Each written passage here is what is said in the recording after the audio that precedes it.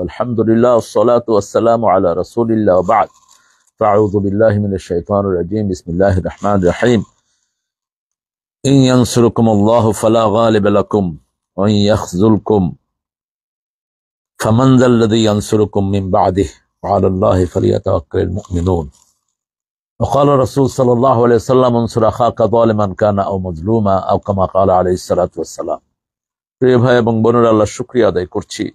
সব সময় আল্লাহর শুকরিয়ার পরে আমাদেরকে থাকতে হবে, কারণ তিনি দয়া করে পৃথিবীতে আমাকে পাঠিয়েছেন, আমাদেরকে পাঠিয়েছেন, আবার তিনি যখন চাইবেন নিয়ে যাবেন।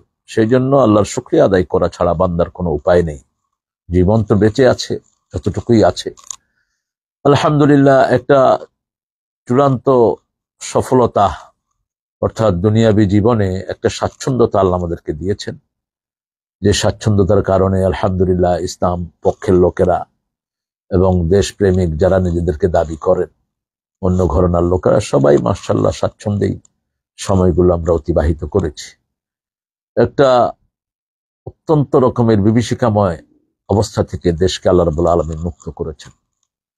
যারাই আন্দোলনে সামিল ছিলেন প্রত্যেকেই কৃতিত্বের দাবিদার, কিন্তু চূড়ান্ত বিজয়টা যিনি দেন তিনি আল্লাহ জাল্লা শানুহু রাব্বুল ইজ্জত ওয়াল জালাল। সূরা আল ইমরানের 160 নম্বর আয়াতে আল্লাহ রাব্বুল আলামিন বলছেন, ইয়ানসুরকুমুল্লাহু ফালা গালিবা লাকুম। আল্লাহ যদি তোমাদেরকে সাহায্য করেন, তোমাদেরকে পরাজিত করার শক্তি কারো নেই। আর যদি তিনি ইয়াখযুলকুম ফামান যাল্লাযী ইয়ানসুরকুম, যদি তিনি অপমানিত করেন, কে আছে তোমাদেরকে সাহায্য করার মতো? অত্যন্ত স্পষ্ট মেসেজ আল্লাহ রাব্বুল আলামিনের। আল্লাহ বলছেন, এরপরে আল্লাহ যদি অপমানিত করেন, কে তোমাদেরকে তারপরে সাহায্য করবেন? আলাল্লাহি ফালিয়াতাওয়াক্কালিল মুমিনুন। আল্লাহর উপরেই সবসময় তাওয়াক্কুল করা উচিত। কামড়াকামড়ি বন্ধ করেন। এখন এই যে অবস্থা সৃষ্টি করেছেন বিভিন্ন ভাইয়েরা, বিভিন্ন লোকেরা, উল্টাপাল্টা কথা, যা ইচ্ছা তা মুখে আসতেছে, উল্টাপাল্টা আচরণ।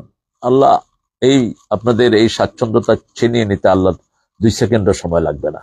চোখের পলকের চেয়ে দ্রুত তিনি কাজ করে ফেললেন। কালাহমিল বাসারে আও আকরাম, কালাহমিল বাসার আও আকরাম। চোখের পলক দেওয়ার আগেই তিনি কাজ সেরে ফেলেন। সেই জন্য প্রত্যেককে আল্লাহমুখী হওয়া উচিত, প্রত্যেককেই।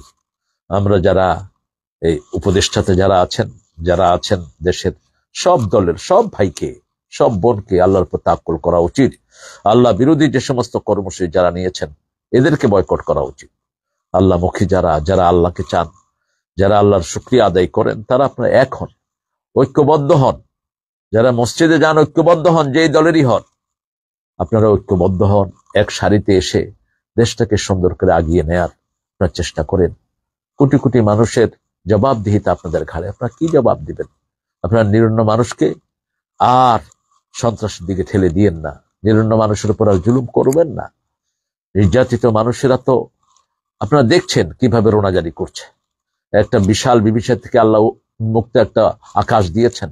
এখন সবাই মিলে আসুন দেশটাকে সুন্দর করে গড়ে তুলি, যাতে করে আল্লাহ রাব্বুল আলামিন আমাদের উপর রহমতটাকে স্থায়ী করে দেন। আমরা রাসূল সাল্লাল্লাহু আলাইহি ওয়াসাল্লামের কথা অনুযায়ী যদি চলি, রাসূল সাল্লাল্লাহু আলাইহি ওয়াসাল্লাম বলছেন, তোমার ভাই জালেম হোক মজলুম হোক, সাহায্য করো। সাহাবায়ে কেরাম বলেন, ইয়া রাসূলুল্লাহ, বুঝলাম, মজলুমকে সাহায্য করবো, ফামা বালু জালিম, জালেমকে কিভাবে? রাসূল বলছেন সাল্লাল্লাহু আলাইহি ওয়াসাল্লাম, জুলুমের হাত ভেঙে দাও, জালেম যেন কোনোদিন আর থাবা বিস্তার করতে না পারে। মালিজ জালিমিন মিন আনসার। যারা জুলুম করছে, যে কোনো টায়ারেই হোক, তাদের জন্য কোনো সাহায্যকারী নাই। তাদের দুনিয়াও শেষ, আখিরাতও শেষ। আপনি জালেমদের জন্য আদালাহুম আযাবান আলীমা, আল্লাহ সবচেয়ে কঠিন আযাব তাদের জন্য বরাদ্দ করে রেখেছেন। ইয়াউদ্দুল জালিমুন, তারা কিয়ামতের ময়দানে আঙ্গুল কামড়াতে থাকবে আর বলতে থাকবে, লাউ কুনতু মুত্তাখিদান ফালালান খলিলা, লাউ কুনতু মুত্তাখিদান ফালালান খলিলা। অমুককে যদি বন্ধু হিসেবে গ্রহণ করতাম, রাসূলদের সাথে যদি বন্ধুত্ব রাখতাম, নবীদের দল যারা করেছে তাদের সাথে যদি থাকতে পারতাম, কতই না ভালো হতো। আমরা সেই বিভীষিকাময় সময়ের দিকে এগিয়ে যাচ্ছি। প্রত্যেককে আল্লাহর সামনে দাঁড়াতে হবে। ইয়াকুমুন নাসু লিরাব্বিল আলামিন। প্রত্যেককে আল্লাহর সামনে দাঁড়াতে হবে। সেই জন্য কি নিয়ে দাঁড়াবেন? আপনি কত বড় নেতা, কত বড় খ্যাতা, কত বড় কিছু, এগুলো বিচার্য হবে না। আপনার আমল আপনাকে সেদিন পার করে নিয়ে যাবে। আপনার চোখ বন্ধ হলেই তো আপনার কিয়ামত শুরু। ইদা মাতাল ইনসান কাদ কামাত কিয়ামাতু। রাসূল বলছেন, যখন মানুষ মারা যায় তার কিয়ামত শুরু হয়ে যায়। সেজন্য আপনি যে কোনো সময় চলে যেতে পারেন। আপনার সামনে কতজন চলে যাচ্ছে আপনি দেখেন না? একটু পরকালকে সামনে রেখে আল্লাহ রাব্বুল আলামিনের এই যে বিজয় তিনি আমাদেরকে দান করলেন। অনেক ভাইয়েরা রক্ত দিয়েছেন, আল্লাহ তাদেরকে যা যায় খায়ের দান করুক। অনেক ছেলেরা এফোর্ট দিয়েছেন, তাদের শুকরিয়া আমরা আদায় করি। তারা আল্লাহ যদি সাহায্য না করতো তারা কোনোদিন এই বিজয়ের মুখ দেখতো না। সেই জন্য আমরা সবাই মিলে একসাথে, যেভাবে আমরা স্বৈরাচার তাড়ানোর জন্য একসাথে হয়েছিলাম, সেই একসাথে সকল বর্ণের সকল ধর্মের লোকেরা আমরা একসাথ হয়ে আল্লাহর সেই রহমতকে আমরা বজায় রাখার জন্য চেষ্টা করি এবং কাদা ছোড়াছুড়ি আমরা বন্ধ করি। আমরা যেন আমাদের লক্ষ্যে অত্যন্ত চূড়ান্ত ভাবে لنبلونكم بشيء من الخوف والجوع ونقص من الأموال والأنفس والثمرات। সম্পদের কমতি দিয়ে আপনারা চিন্তা করেন তো, ফেনী আপনাদের এই পাবনা একটা বিশাল গুরুত্বপূর্ণ এলাকা, বিশেষ করে বাংলাদেশে এর চেয়ে গুরুত্বপূর্ণ কোনো জেলা নাই। একটা জেলা যেখানে পারমাণবিক চুল্লি তৈরি হচ্ছে, এটা সারা এশিয়ার একটা গুরুত্বপূর্ণ জেলা হয়ে গেছে এখন। কথা বলেন না কেন? পারমাণবিক চুল্লিটা কোথায় হচ্ছে? আপনাদের পাশে, এই যে আপনাদের এই থানা যেত, ও রূপপুর আলাদা থানা, ঈশ্বরদী থানা, তো সেই জন্য এটার গুরুত্ব সবচেয়ে বেশি। আর সেই পাওয়ারফুল এলাকার নেতা ভাড়া থাকেন, কি থাকেন? কথা কন না কেন? আর হাসিনার কাজের পোলা কত টাকার মালিক ছিল বলেন? 400 কোটি উনি বলেছেন। আর এখন উপদেষ্টা একটা হয়েছে, ওটা হিসাব করে বেশি 600 কোটি টাকার মালিক ছিল সে, হেলিকপ্টারে চলত। নাকসিম মিনাল আমওয়াল, সম্পদের কমতি। সম্পদের দিকে যারা তাকায় না এরাই পৃথিবীকে নেতৃত্ব দেয়। যাদের সম্পদের লোভ থাকে না এদেরকে পৃথিবী ভয় পায়। যাদের সম্পদের লোভ থাকে, সম্পদের পিছনে দৌড়ায়, ওদের দাম থাকে না সমাজের কাছে 2 পয়সাও। কোরবানিতেই বেশি মর্যাদা, ত্যাগের ভিতরেই বেশি মর্যাদা, ভোগে এত মর্যাদা নাই। যারা সম্পদ গড়েছে কেউ সম্পদের কাছে নাই, ঠিক না ঠিক? আপনি দেখেন দরবেশ, ওর পিছনে 1000 কোটি টাকার গাড়ি চলতো, এখন জেলখানার প্রকোষ্ঠে খাইতেও পায় না। চিনেন তো দরবেশে? আরও যে কয়জন আছিলেন টাকার কুমির এক একটা, এই দরবেশার টাকার পরিমাণ হলো 36,000 কোটি এই শয়তানের। আর আপনাদের বড় শয়তান যেটা হাসিনা, ওটা সরাইছে 2 লক্ষ কোটি। এগুলো এখন হিসাব বেরিয়ে আসতেছে। ভোগের ভিতরে কোনো শান্তি নেই, ত্যাগেই শান্তি। আমি অবাক হয়েছি তারেকের শাশুড়ির খেদমতের কথা শুনে। 38 লক্ষ লোকের যিনি বিভিন্নভাবে চিকিৎসা দিয়েছেন, কল্পনা করা যায়? আর সেই মহিলাটার বিরুদ্ধেও মামলা দেওয়া হয়েছে। ট্রেনিং দিয়ে কর্মস্থানের ব্যবস্থা করে দিয়েছে। সুবহানাল্লাহ বলবেন না? কত লোক? 30 লাখ। আল্লাহু আকবার, জোরে বলেন আল্লাহু আকবার। রাসূল বলছেন সাল্লাল্লাহু আলাইহি ওয়াসাল্লাম, তুমি সারা দিন সারা রাত নামাজ পড়লা, তাসবিহ করলা, জিহাদের ময়দানে থাকলা, আরো অনেক কাজ করলা, এত কিছু করার পরে ওই ব্যক্তির মতো কাজ করতে পারলা না যেই ব্যক্তি কারো রিজিকের ব্যবস্থা করে দিলেন। যে মানুষের রিজিকের ব্যবস্থা করে দেয় তার সওয়াব আল্লাহর কাছে সবচেয়ে সবচেয়ে বেশি। 24 ঘন্টা কেউ তাসবিহে থাকতে পারবে না, 24 ঘন্টা কেউ নামাজে থাকতে পারবে না।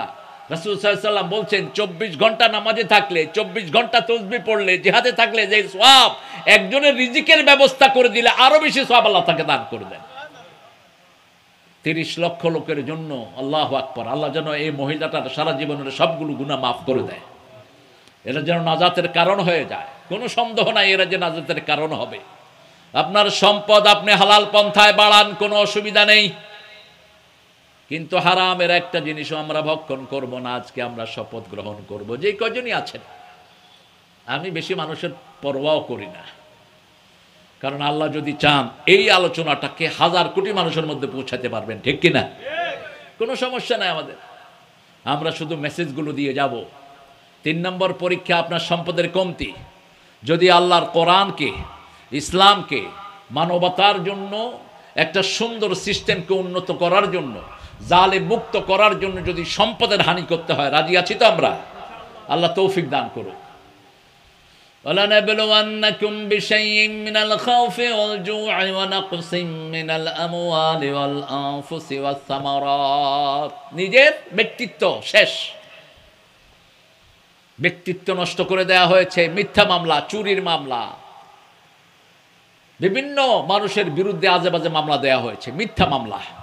এই যে যেই 47 জনের বিরুদ্ধে ফাঁসির মামলা দেয়া হলো, অর্থাৎ এরা হত্যা করেছে, এই মামলার গুনাহ যে হত্যা মামলা দিয়েছে তার আমলনামায় চলে যাবে। এটা এদের ব্যক্তিত্ব হরণ করা হয়েছে। আল্লামা সাইদির বিরুদ্ধে বলা হয়েছে তিনি নাকি জিনা করেছেন, তার ব্যক্তিত্বকে শেষ করে দেওয়া হয়েছে। খালেদা জিয়া নাকি এতিমখানার টাকা চুরি করেছে, অথচ টাকাটা ফান্ডেই আছে। টাকা 2 কোটি বেড়ে কয় কোটি হয়েছে জানেও না কিছু, বলেন 7 কোটি হয়েছে। তো এটা টাকা নাস্তারকে বাড়লো কেমনে এটা? অথচ তাকে নিয়ে মিথ্যা মামলায় দিয়ে দেওয়া হয়েছে, এতিমখানার টাকা নাকি তিনি মেরে খেয়েছেন। এটা ব্যক্তিত্বকে হরণ করা। আল্লাহ বলছেন তার ব্যক্তিত্বকে কমিয়ে দেয়া হবে, তারপরে তার সম্পদগুলো নষ্ট করে দেয়া হবে। এরপরে এই 5টা পরীক্ষায় যারা জিতে যাবে, অবাশিরিস সাবিরিন, ওই ধৈর্যশীলদের জন্য শ্রেষ্ঠ পুরস্কারের ঘোষণা করছেন কে? ইউয়াফাস সাবিরুনা বিগাইরি হিসাব। রাসূল সাল্লাল্লাহু আলাইহি ওয়াসাল্লাম বলছেন 5 ব্যক্তি বিনা হিসাবে জান্নাতি হবে। কয় ব্যক্তি? জোরে বলেন। প্রথম ব্যক্তি আল্লাহর রাস্তায় শহীদ হবে, বিনা হিসাবে। কোথায়? জান্নাতে, কবরে কোনো হিসাব হবে না। 2 নাম্বার, জুমার দিন যারা মারা যায় কবরে কোনো হিসাব, কথা বলেন, হিসাব হবে না। 3 নাম্বার, মাসুম শিশু, কবরে কোনো হিসাব। এই অন্তর, কবরের কোনো হিসাব নাই। হি হ্যাজন্ট গট এনি ফিলিংস। শুধু অন্তর, অন্তরের ফিল ছিল তার আব্বা আর আম্মা, দ্যাটস ইট, আর কিচ্ছু না। ভালো মন্দ খারাপ, খাওয়া দাওয়া, বলছে মাসি বসলেও তাড়াতে পারতো না, এদিকে এদিকে ঘুরতে পারতো না। 4 নাম্বার, ইউয়াফাস সাবিরুনা বিগাইরি হিসাব। আল্লাহ রাব্বুল আলামিন বলছেন যারা ধৈর্যশীল আমি বিনা হিসাবে তাদেরকে জান্নাত দান করে দেব, হিসাব হবে না কোনো। আর কবরে যার হিসাব হবে না তার আর কোনো হিসাব নেই। শহীদদের মধ্যে 5টা ভাগ। সর্বশ্রেষ্ঠ শহীদ আল্লাহর দ্বীনকে বিজয়ী করার জন্য রাজপথে যারা জীবন দেয়, অথবা জালেমের হাতে যারা মারা যায় তারা শহীদ। তারা কি? শহীদ। আপনার জীবনকে বাঁচাতে গিয়ে যদি আপনি মারা যান, আপনি শহীদ।